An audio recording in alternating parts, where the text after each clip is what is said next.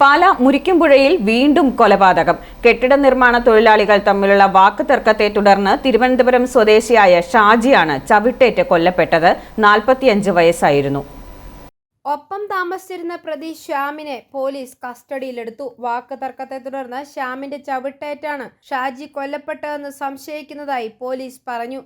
ഷാജികുമാർ തിരുവനന്തപുരം സ്വദേശിയാണ്. ഈ നെടുമങ്ങാട് ആ ഭാഗത്താണ് ഇത്. അപ്പോൾ അയാളും ഈ ഷാജിയുടെ കൂടെ പണിക്ക് വേറെ 4 പേരൂടെ ഉണ്ടായിരുന്നു. അപ്പോൾ അതിലൊരു ശ്യാംകുമാറും ഷാജിയായിട്ടൊരു ചെറിയ ഇഷ്യൂ ഉണ്ടായെന്നാണ് ഈ വിറ്റ്നസ് പറയുന്നത്, കൂട്ടുള്ളവർ പറയുന്നത്.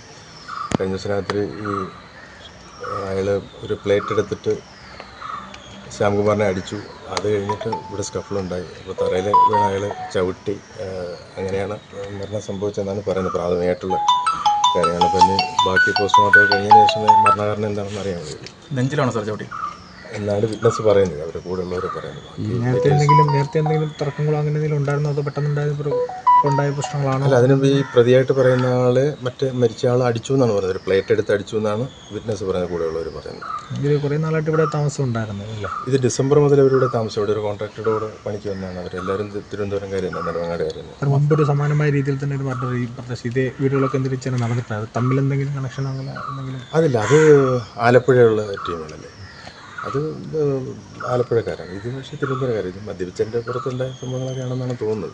വിശദമായിട്ട് ബാക്കിയുള്ളവരൊന്ന് ചോദ്യം ചെയ്തിട്ട് പറയാം. ഇവർ തമ്മിൽ മുൻപും വഴക്ക് പതിവായിരുന്നതായും പോലീസ് പറഞ്ഞു. മൃതദേഹം മോർച്ചറിയിലേക്ക് മാറ്റി. ഒപ്പം താമസിച്ചിരുന്നവരെ പോലീസ് ചോദ്യം ചെയ്തു വരുന്നു. എല്ലാവരും തിരുവനന്തപുരം സ്വദേശികളാണ്. കുറച്ചു നാളുകൾക്ക് മുൻപ് ഇവിടെ തന്നെയാണ് തൊഴിലാളികൾ തമ്മിലുള്ള വഴക്കിനെ തുടർന്ന് മറ്റൊരാളും കൊല്ലപ്പെട്ടത്. i4A ന്യൂസ്, പാല.